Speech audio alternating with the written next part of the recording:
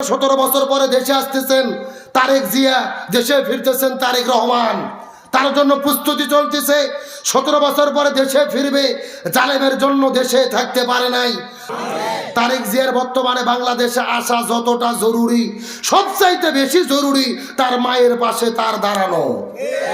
যে বেগম খালেদা জিয়া স্বামীকে হারাইছে, আর এক সন্তানকে হারাইছে, বর্তমানে তারেক রহমান ছাড়া তার আর কেউ নেই, অথচ মৃত্যু শয্যায় তিনি পড়ে আছে। এবার কেয়ার হসপিটালে সন্তানের মায়ের কাছে থাকার দরকার আছে না নাই? দেশের জন্য তারেক জিয়াকে যতটা প্রয়োজন, তার চাইতে বেশি প্রয়োজন ওই মায়ের কাছে সন্তানের দাঁড়ানো। সুতরাং তারেক জিয়াকে বলবো, আপনি সঠিকভাবে আসেন, তবে আপনার প্রতি আমাদের দাবি হলো, আপনি বাংলাদেশের শ্রেষ্ঠ সন্তান, আপনার বাবা রাষ্ট্রপতি, মা প্রধানমন্ত্রী, এমন সৌভাগ্য কারু বাংলাদেশের হয় নাই। বাবা রাষ্ট্রপতি, মা প্রধানমন্ত্রী। তবে আপনার প্রতি আমাদের দাবি হলো, আপনি বাবা মায়ের আদর্শে আদর্শিত থাকবেন। শহীদ প্রেসিডেন্ট জিয়াউর রহমান ইসলামের সঙ্গে সম্পর্ক রেখেছে, আপনার সংবিধানের ভেতরে বিসমিল্লাহ ঢুকিয়েছে, আল্লাহর প্রতি অবিচল আস্থা এবং বিশ্বাস সন্নিবেশিত করেছে। ওই যে আরাফার ময়দানে নিম গাছের বাগান করে গেছে, এখনো আছে না নাই? বাংলাদেশে ধর্মভিত্তিক রাজনীতির বৈধতা দিয়েছে, সর্বপ্রথম বাংলাদেশে তাকবীর দেওয়ার সুযোগ দিয়েছে। তার মানে বোঝা যায় শহীদ প্রেসিডেন্ট জিয়াউর রহমানের সম্পর্ক ছিল ইসলামের সাথে, আলেমদের সাথে। আমরা আশা করি তারেক রহমানও এই আলেমদের সাথে, ইসলামের সাথে সম্পর্ক বিদ্যমান রাখবেন। আর 2 নম্বর, খালেদা জিয়াকে বলা হয় আপসহীন দেশনেত্রী। কেন আপসহীন দেশনেত্রী?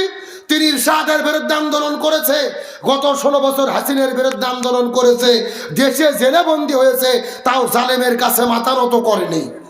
তার মানে খালেদা জিয়া প্রমাণ করেছে তিনি সত্যি সত্যি আপসহীন দেশনেত্রী। সুতরাং তারেক জিয়ার কাছে আমাদের দাবি থাকবে, আপনার বাবা শহীদ প্রেসিডেন্ট জিয়াউর রহমান ভারতের কাছে মাথা নত না করার জন্য জীবন দিয়ে শাহাদাত বরণ করেছে। আপনার মা খালেদা জিয়া ভারতের কাছে মাথা নত না করার জন্য জেলের মধ্যে বন্দী হয়েছে।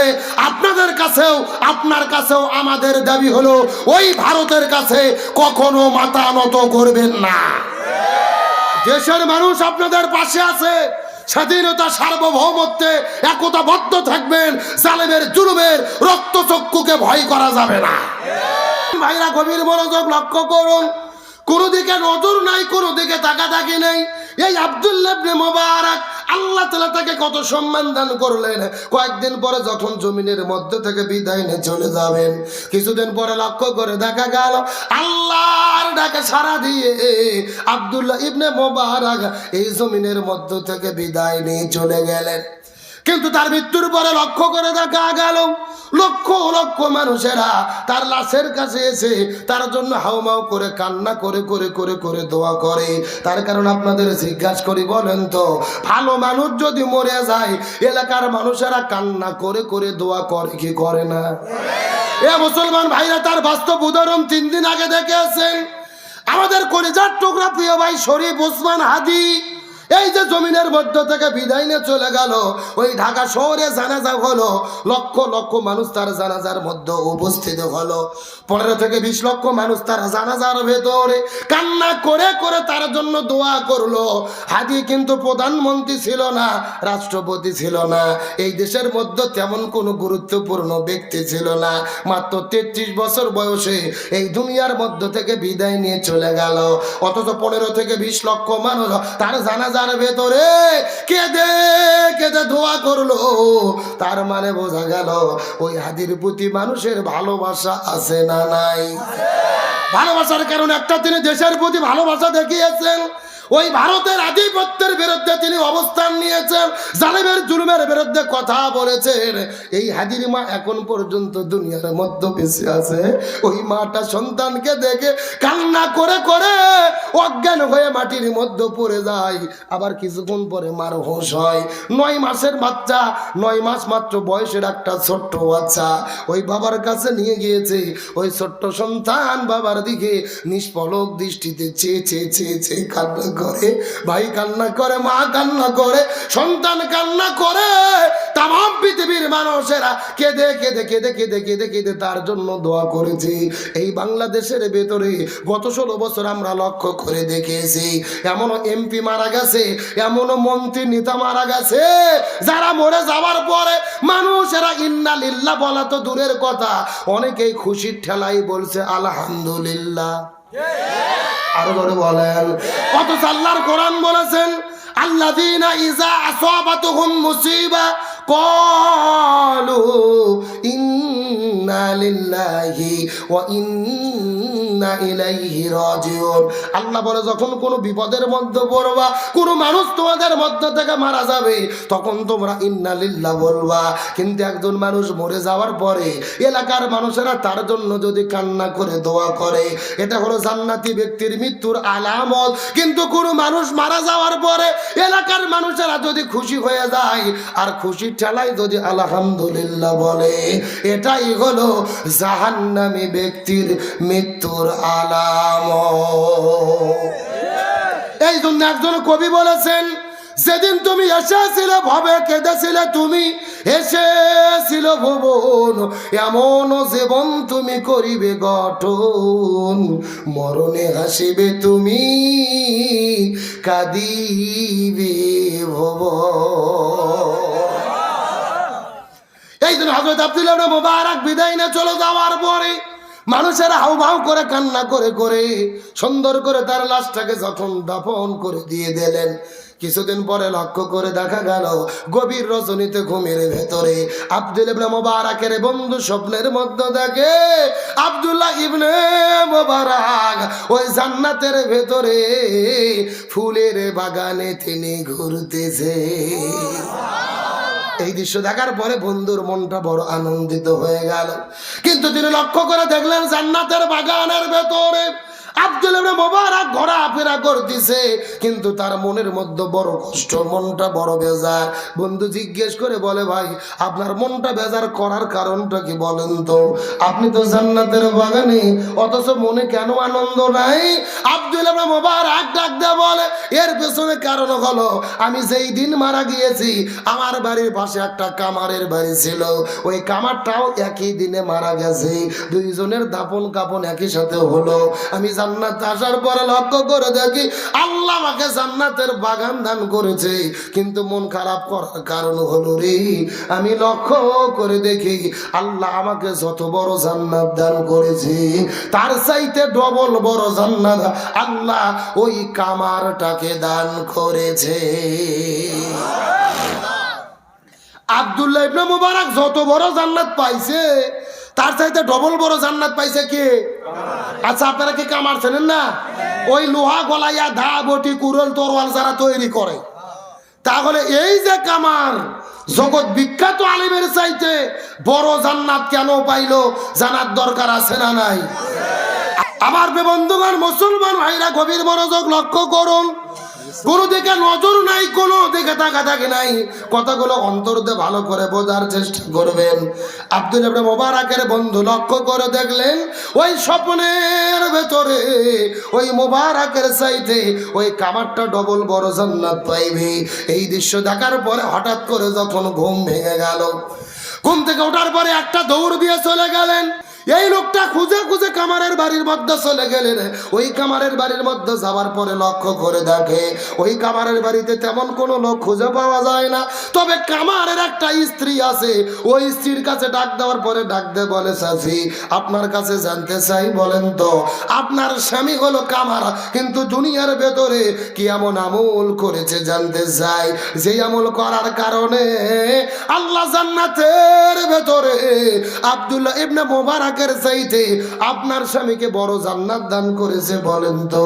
এমন সময় স্ত্রী ডাক দে বলে, হুজুর মিথ্যা কথা বলবো না, আমার স্বামী গরিব মানুষ, তেমন কোনো ইবাদত করতে দেখি নাই, কিন্তু তার পুরো জীবনের ভেতরে মাঝে মধ্যে দুইটা আমল আমি করতে দেখেছি। চিৎকার করে বলেন, কয়টা? আরো জোরে বলেন। কোন দুইটা আমল করার কারণে আল্লাহ তাআলা ডবল বড় জান্নাত দান করলো, জানার দরকার আছে না নাই? হ্যাঁ, আমি আপনাদেরকে অবশ্যই বলবো, তবে এখন যদি অনুমতি দেন আমি মহিলাদের জন্য 2 মিনিট কিছু বলবো, বলার দরকার আছে না নাই? এ মুসলমান ভাইরা গভীর মনোযোগ লক্ষ্য করুন।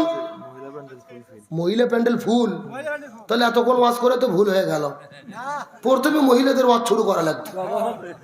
এ মুসলমান ভাইরা গভীর মনোযোগ লক্ষ্য করুন। আমার নবীজি মিরাজের রজনীতে সর্বপ্রথম চলে গেলেন জান্নাতের ভেতরে। ওই জান্নাতটা পরিভ্রমণ করার পরে জান্নাত থেকে বের হয়ে যখন জাহান্নামে চলে গেল, ওই জাহান্নামের মধ্যে যাওয়ার পর লক্ষ্য করে দেখে ওই জাহান্নামের ভেতরে হাজার হাজার মহিলাদেরকে আগুন দিয়ে দাউ দাউ দাউ দাউ করে জ্বালানো হচ্ছে। এই মহিলাগুলো চিৎকার করে চেঁচামেচি করতেছে, আর কিছু কাকগুলো ওই মহিলাদের মাথার উপরে বসে তাদের মাথার মগজগুলো ঠুকুরে ঠুকুরে ঠুকুরে খাচ্ছে। এই দৃশ্য দেখার পরে নবীজির মনটা বড় খারাপ হয়ে গেলেন। জিবরাইলকে জিজ্ঞাসা করে বলেন, হে ভাই জিবরাইল, এই সমস্ত মহিলাগুলো কারা, তোমার কাছে জানতে চাই। জিবরাইল ডাকতে বলে, ইয়া রাসূলুল্লাহ, মনের মধ্যে কষ্ট নেবেন না, এই মাত্র আল্লাহ তাআলা জানাই দিয়েছে আপনার উম্মতের ভেতরে অধিকাংশ মহিলারা জাহান্নামে যাবে। অধিকাংশ মহিলাগুলো যাবে কোথায়? এই কথা শুনে পড়ে নবীজির মনটা বড় খারাপ হয়ে গেলেন। জিবরাইলকে জিজ্ঞাসা করে বললেন, হে ভাই জিবরাইল, অধিকাংশ মহিলা কেন জাহান্নামের মধ্যে যাবে জানতে চাই, বলো তো। জিবরাইল ডাকতে বলে, ইয়া রাসূলুল্লাহ, অধিকাংশ মহিলা জাহান্নামের মধ্যে যাবে, এর পেছনে অনেকগুলো কারণ রয়েছে। তার ভেতরে প্রধানত কারণ হলো দুইটা। জোরে বলেন কয়টা? আরো জোরে। সাউন্ড নাই। আপনাদের কি কষ্ট হচ্ছে? এই যে মাঝখানটা ভাঁজ দেওয়া আছে, দুই ভাগ, এই পাশে এক ভাগ, এই পাশে এক ভাগ। আপনারা মুখ বন্ধ করে থাকেন, আপনারা বলেন তো দেখি, অধিকাংশ মহিলা জাহান্নামে যাবে, তার পেছনে কারণ হলো কয়টা? আরো জোরে। আপনারা মুখ বন্ধ করেন, আপনারা বলেন তো দেখি, অধিকাংশ মহিলা জাহান্নামের মধ্যে যাবে, তার পেছনে কারণ হলো কয়টা? ওরে বাবা, কে রে ভাগ করে দেয় না, সাউন্ড বাজতেছে। তার মানে আপনি আলসেমি করতেছেন না। এ ঢাকা ধামরাই জালসার মুসলমান গভীর মনোযোগ। আর মাত্র কয়েকটা মিনিট আপনাদের মধ্যে কথা বলবো। ডানে যারা আছেন কথা বলবেন, বামে যারা আছেন কথা বলবেন, মঞ্চে যারা বসে আছেন তারাও কথা বলবেন। সবাই মিলে চিৎকার করে বলেন তো দেখি, এ ঢাকা ধামরাইয়ের মুসলমান, অধিকাংশ মহিলা জাহান্নামে যাবে, এর পেছনে কারণ হলো কয়টা? আরো জোরে। জোর হলো না।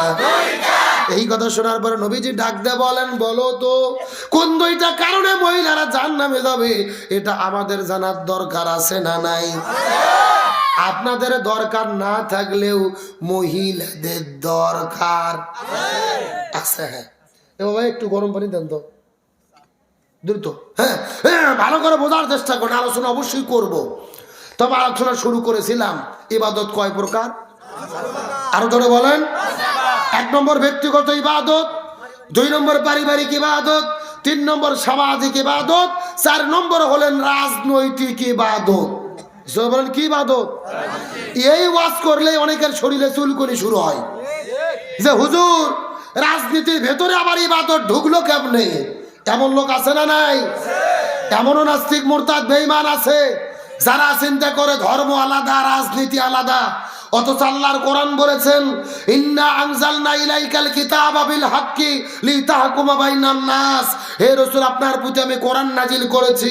এই কোরআনের ভেতরে ব্যক্তি, পরিবার, সমাজ, রাষ্ট্র, রান্নাঘর থেকে শুরু করে সংসদ ভবন পর্যন্ত যা কিছু লাগবে আমি সব সমস্যার সমাধান লিকুল্লি তিবিয়ানান এই কোরআনের মধ্যে দিয়েছি। চিৎকার করে বলেন আল্লাহু আকবার। তাহলে রাজনৈতিক ইবাদতের মূল কথা হলো সব সমস্যার সমাধান দিতে পারে। আমি যখন বলবো সব সমস্যার সমাধান, আপনারা বলবেন দিতে পারে আল কোরআন। বললে কি কষ্ট হবে? সব সমস্যার সমাধান দিতে পারে আল কোরআন। কোরআন আছে যেখানে, আমরা আছি সেখানে। হাদিস আছে যেখানে, আমরা আছি সেখানে। সব সমস্যার সমাধান দিতে পারে আল কোরআন। অথচ বাংলাদেশে কিছু কিছু নেতা বক্তব্য দিচ্ছে যে কোরআনের সাথে রাজনীতির কোনো সম্পর্ক নাই। নাউজুবিল্লাহ বলেন।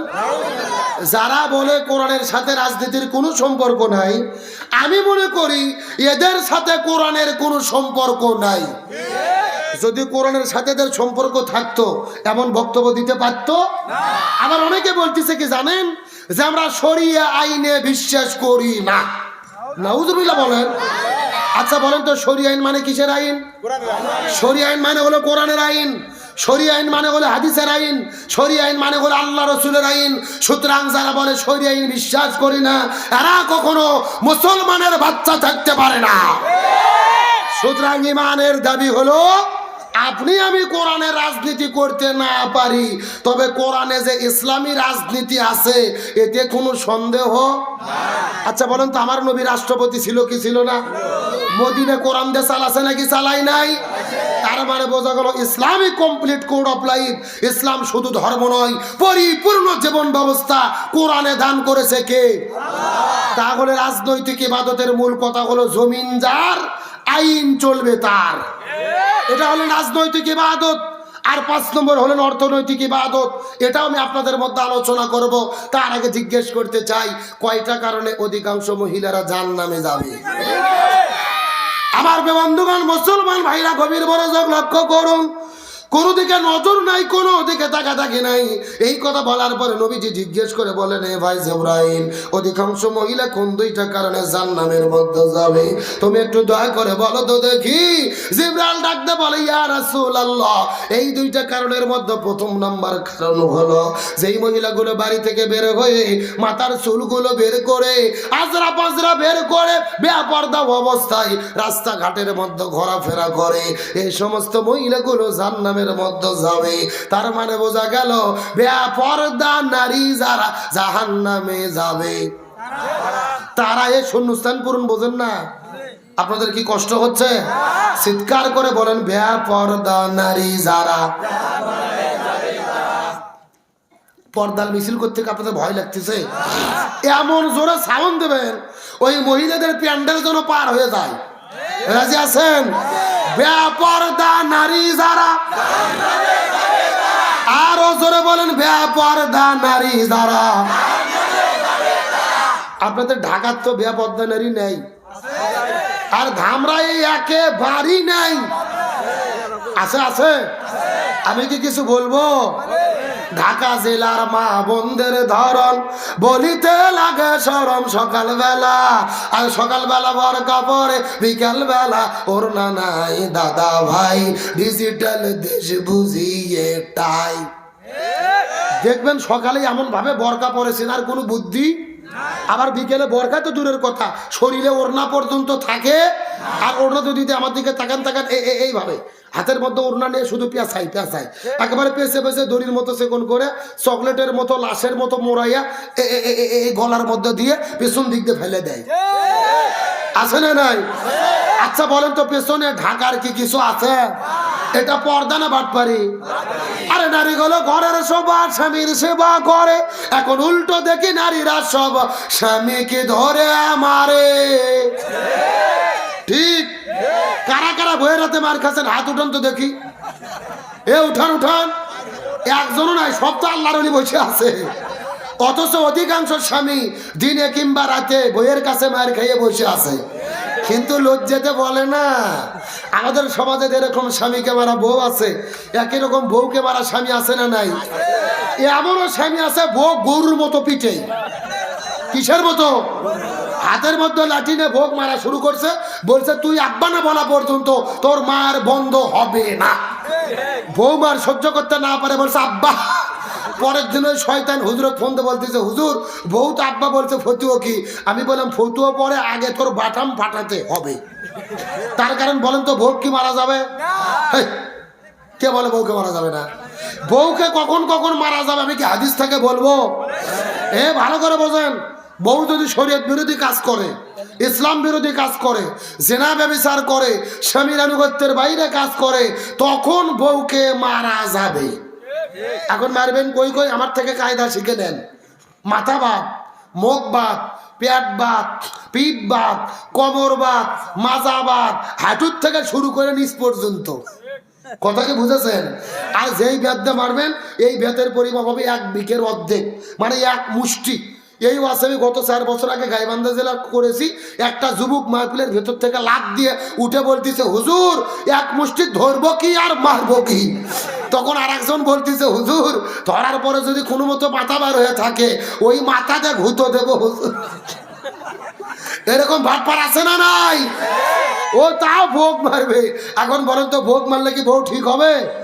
না, রসুল বলেছেন মহিলাদের সৃষ্টি করা হয়েছে বাম পাঁজরের বাঁকা হার দিয়ে। জোরে বলেন কি হার?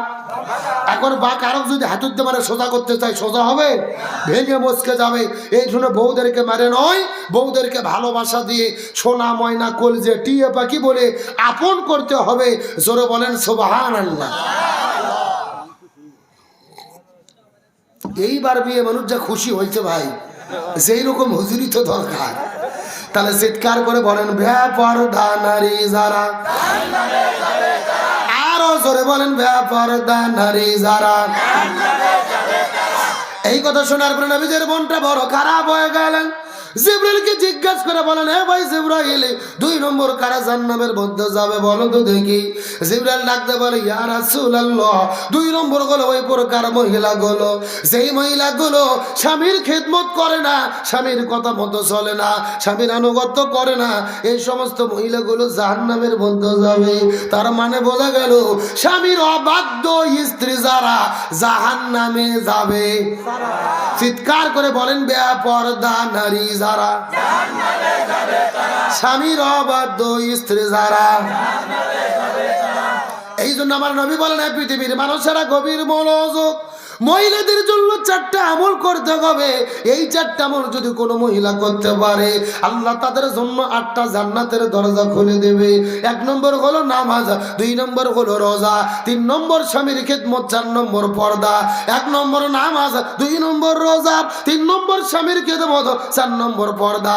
এই 4টা আমল যদি কোনো মহিলা করতে পারে আল্লাহ তাদের জন্য 8টা জান্নাতের দরজা খুলে দেবে। যেই দরজা পছন্দ ওই দরজা দিয়ে তারা আল্লাহর জান্নাতে চলে যাবে। কয়টা আমলের কথা বললাম? এই 4 আমল কি আপনাদের এলাকার মহিলারা করে? 100% করে? আমার বন্ধুগণ, মুসলমান ভাইরা গভীর মনোযোগ। আপনাদের এলাকার মানুষের ঘটনা কিন্তু আমি কিন্তু খুব ভালো করে জানি। এলাকার মা বোনেরা নামাজ পড়তে পাকা, স্বামীর চাইতে বইয়েরা বেশি বেশি বেশি বেশি নামাজ পড়ে।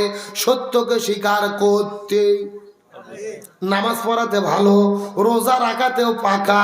জীবন চলে যাবে কিন্তু রোজা ছাড়বে।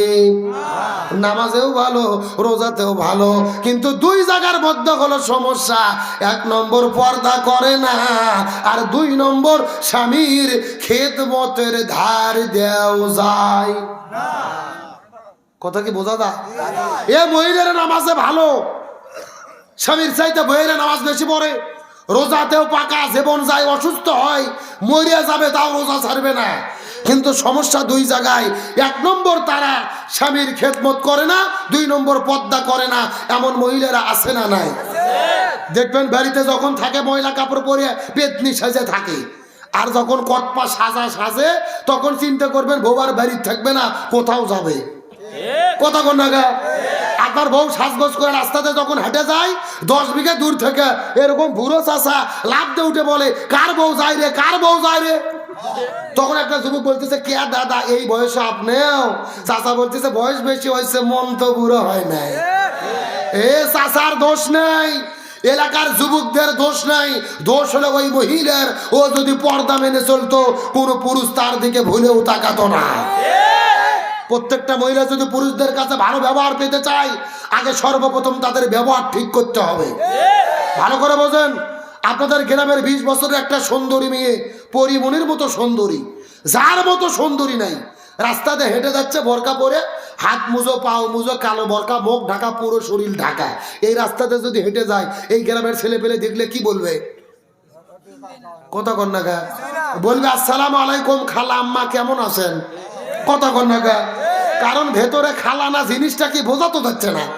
কিন্তু আপনার বউয়ের বয়স যদি 40 বছর হয়, 40 বছরের আপনার বউ মমতাজের মতো আজরা পাজরা বের করে মাথার চুল ছাড়িয়ে দিয়ে নাইকে সাজে হাই হিল পরে কিলকিল করে রাস্তাতে যদি হেঁটে যায়, যুবকেরা যাওয়ার পরে কি খালা বলবে?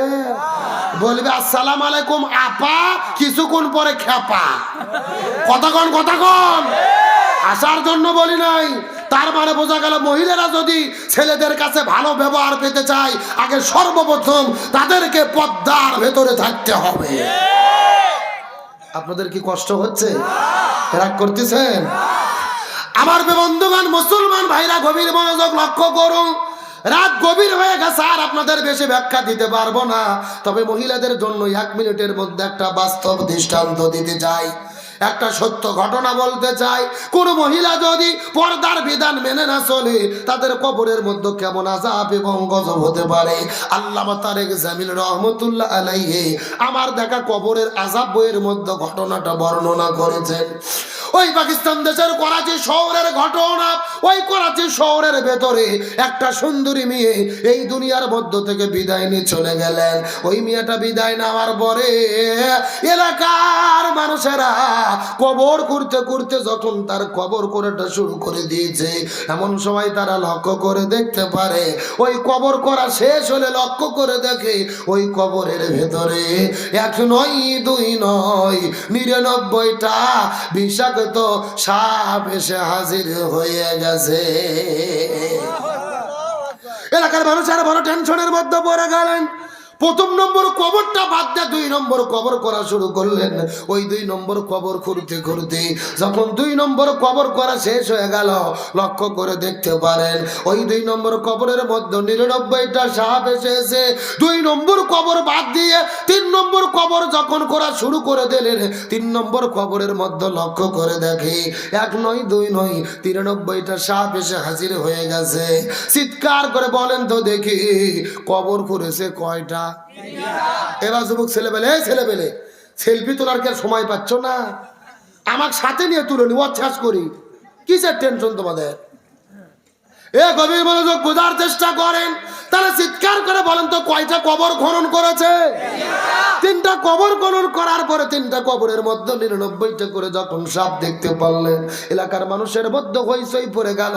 পেপার পত্রিকা টেলিভিশনে খবর পৌঁছে গেল। লক্ষ লক্ষ মানুষেরা ওই করাচি শহরের চতুর্দিকে ভিড় জমানো শুরু করলেন। এমন সময় পাকিস্তান দেশের বড় বড় মুফতি মুহাদ্দিসদেরকে ওই জায়গার মধ্যে ডাকা হলো। আপনার দয়া করে একটু ফতোয়া দেন তো দেখি, এখন আমরা কি করব আপনাদের কাছে জানতে চাই। পাকিস্তান দেশের বড় বড় মুফতিগুলো এক জায়গায় হয়ে ফতোয়া দিয়ে দিল, এ পৃথিবীর মানুষেরা একে একে তোমরা 3টা কবর খনন করেছো, 3টা কবরের ভেতরে 99টা করে তোমরা সাপ দেখতে পেরেছো। এখান থেকে বোঝা গেল 3টা কবর কেন, 3000 কবর কেন? তোমরা যদি 3,03,00,000 কোটি কবরও খনন করো, কোনো লাভ হবে না রে। ওই মেয়েটি দুনিয়ার ভেতরে যেই পাপ করেছে, ওই পাপের কর্মফল তাকে কবরে ভোগ করতে হবে। ওই মেয়েটি দুনিয়ার মধ্যে কি এমন পাপ করলেন, কি এমন অন্যায় করলেন, কি এমন গুনাহের কাজ করলেন, যার জন্য কবরের মধ্যে 99টা সাপ চলে আসলো? জানার দরকার আছে না নাই? আমি আপনাদের অবশ্যই বলবো। তবে এখন আমি আপনাদের নিয়ে চলে যেতে চাই ওই যে আমার ডবল বড় জান্নাত পাইবে, এর পেছনে কয়টা আমল করেছে। মুসলমান ভাইরা গভীর মনোযোগ লক্ষ্য করুন। আমি বিদায় নিয়ে চলে যাবো, আর আপনাদের বেশি কষ্ট দেব না। তবে শেষ কথাগুলো মনোযোগ দিয়ে বোঝার চেষ্টা করেন। এই হুজুরটা খাবার স্ত্রীকে ডাকতে বলেন তো চাচি, আপনার স্বামী দুনিয়ার ভেতরে কি এমন আমল করলো আপনার কাছে জানতে চাই। স্ত্রী কেঁদে কেঁদে বলে, হুজুর মিথ্যা কথা বলবো না, আমার স্বামী অত্যন্ত দরিদ্র, আমাদের পরিবারটা অত্যন্ত দরিদ্রের মধ্যে জীবন চলেছে। আমার স্বামী আগুনে কাজ করে করে লোহাগুলো গলায় দা বটি তৈরি করত। কাজ করলে খাবার পাইতাম, কাজ না করলে খাবার পাইতাম না। কিন্তু প্রচন্ড রোদের কারণে দিনের বেলা, ওই প্রচন্ড রোদের কারণে মরুভূমির মধ্যে আমার স্বামী কাজ করতে পারতো না। এশার নামাজ পড়ার পরে রাতের বেলা আগুনের কাছে তিনি চলে যেতেন। ওই লোহাগুলো পুড়ে পুড়ে গলায়া গলায়া দাবটি তরোয়াল তৈরি করে রাতের বেলা তিনি কাজ করতেন। কিন্তু মাঝে মধ্যে দেখা যেত রাতের বেলা যখন তিনি চুলার মধ্যে কাজ শুরু করবে, আগুনটা জ্বালাইয়া লোহাগুলো যখন জ্বালাইয়া দিয়েছে আগুনে পড়া শুরু করবে, লক্ষ্য করে দেখা যায় আমাদের বাড়ির পাশে আব্দুল্লাহ ইবনে মোবারকের বাড়ি ছিল। ওই বাসার ছাদের উপরে লক্ষ্য করে দেখা যায় আব্দুল্লাহ ইবনে মোবারক এসার নামাজ পড়ে খাওয়া দাওয়া করে ওই ছাদের উপরে তিনি যাই নামাজ নিয়ে চলে আসতো। সারা রাত জেগে জেগে জেগে জেগে তিনি নামাজ আদায় করতো, কখনো নামাজ পড়তো, কখনো কোরআন তেলাওয়াত করতো। এইরকম ইবাদত করে করে করে করে সারা রাত তিনি পার করে দিতে। কিন্তু এই দৃশ্যটা দেখার পর আমার স্বামীর মনে বড় কষ্ট লাগতো। কষ্ট লাগার কারণ হলো তার মনের মধ্যে বড় জ্বালা যন্ত্রণা। আব্দুল্লাহ ইবনে মোবারক সারা রাত জেগে জেগে ইবাদত করতেছে, কিন্তু আমি ইবাদত করতে পারতেছি না। আল্লাহর কাছে ডেকে ডেকে বলে, আল্লাহ এটা তোমার কেমন লীলা খেলা, কাউকে রেখেছো 10 তলায়, আবার কাউকে রেখেছো 5 তলায়। আব্দুল্লাহ ইবনে মোবারককে এত বড় তুমি আলেম বানাইলে, যত সম্পদ ছিল আল্লাহ তাও তুমি দান করে দিলি, আবার আলেম বানাইলে জগৎ বিখ্যাত আলেম, আবার সারা রাত জেগে জেগে তিনি ইবাদত করে। ও আল্লাহ এটা তোমার কেমন খেলা, তাকে রেখেছো 10 তলায়, আমাকে 5 তলায়। আমি যদি এই রাতের বেলা ইবাদত করা শুরু করি রোজগার করতে পারবো না, আমার পরিবার পরিজনদের খাবার দিতে পারবো না, কিন্তু আমি কেমনে ইবাদত করব? কিন্তু আমার মনে বড় চাই রে আল্লাহ, তুমি যদি আমাকে সম্পদ দান করতে, আর আমি যদি আব্দুল্লাহ ইবনে মোবারকের মতো সম্পদশালী হতাম, আমি রাতের বেলা ঘুমাইতাম না, তার মতো জেগে জেগে জেগে জেগে সারা রাত ইবাদত করতাম।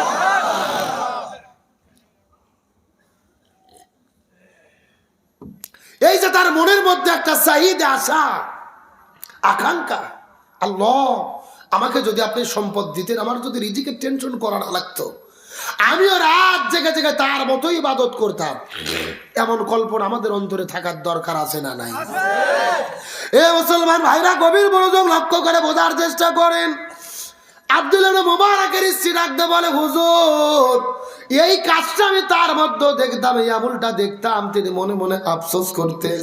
আর 2 নম্বর কাজ হলো তিনি যখন আগুনের মধ্যে কাজ করা শুরু করতেন, হাতের মধ্যে হাতুড়ি নিয়ে লোহাগুলো গলাইয়া পিটাইয়া পিটাইয়া যন্ত্র তৈরি করার জন্য যখন কাজ শুরু করত, কিন্তু হাতের হাতুড়িটা আস্তে করে যখন মাথার উপরে তিনি উঠাইতো, মসজিদে আজান দিয়ে দিলে হাতুড়ি যদি সামনের দিকে হালানো থাকতো সামনে ফেলে দিত, যদি পিছনে হালানো থাকতো পিছন দিকে ফেলে দিত। এক মুহূর্ত তিনি দেরি করতো না, ওই মসজিদের আজানটা এত গুরুত্ব দিত, কাজ বন্ধ করে সব বন্ধ করে মসজিদের মধ্যে তিনি যাইতো নামাজ পড়ার জন্য। ফরজ নামাজ পড়ার পরে তেমন নফল আর সুন্নাত তিনি আদায় করতে পারত না, কিন্তু ফরজের তিনি গুরুত্ব দিত, আজানের গুরুত্ব দিত। ওই হাতুড়িটা মাথার উপরে ওঠানোর পরে এক মুহূর্ত আর তিনি কাজ করতো না, একটা বাড়িও তিনি হাতুড়ি দিয়ে আর দিত না। ডান দিকে হালানো থাকলে ডানে ফেলে দিত, পিছন দিকে হালানো থাকলে পেছনে ফেলে দিত। এর বাইরে কোন আমল তার জীবনের মধ্যে আমি করতে দেখি নাই। এই কথা বলার পরে হুজুর ডাকতে বলে, চাচি এখান থেকে বোঝা যায় এই 2টা আমল আল্লাহর কাছে এত বেশি পছন্দ হয়েছে, এই জন্য আমার মনে বলে ওই আব্দুল্লাহ ইবনে মোবারকের চাইতে ডবল বড় জান্নাত আল্লাহ আপনার স্বামীকে দান করেছে। এই ধামরাই জালসার মুসলমান গভীর মনোযোগ, আলোচনা শুনে শুধু কান্না করলে হবে না, প্রত্যেকটা আলোচনা থেকে নিজেদের জীবনে আমাদের শিক্ষা গ্রহণ করার জন্য চেষ্টা করতে হবে। আলোচনাটা কেন করলাম, এই মাহফিলের মধ্যে এমনও মানুষ বসে আছেন, মানুষের বাসায় কাজ করে করে করে করে করে করে দিন পথ পার করেন, কেউ বা কৃষক হয়েছেন, কেউ বা রিক্সা চালান, কেউ বা ঠেলা মজুর, মানুষের বাসায় কাজ করে জীবন চালাতে হয়। আপনি সারা রাত জেগে জেগে ইবাদত করতে পারেন না, ফজর নামাজ মসজিদে পড়ার পরে আপনি মানুষের বাসায় কাজ করতে যাবেন, কোনো সমস্যা নাই, রিক্সা চালাবেন, ঠেলা মজুর, কোনো সমস্যা নাই, সারা দিন যে কোনো কাজ কাজ করেন, কিন্তু যখন মসজিদে আজান হয়ে যায় নামাজ পড়ার চেষ্টা করবেন। 90% মুসলমানের বাংলাদেশে আপনি যার অধীনেই কাজ করেন আর যেই কোম্পানিতে কাজ করেন, নামাজ পড়লে কি বাধা দেবে?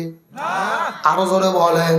এই জন্য আপনাদের বলতে চাই, আজান শোনার সাথে সাথে নামাজকে গুরুত্ব দিয়ে নামাজ আদায় করবেন, নামাজটা পড়বেন।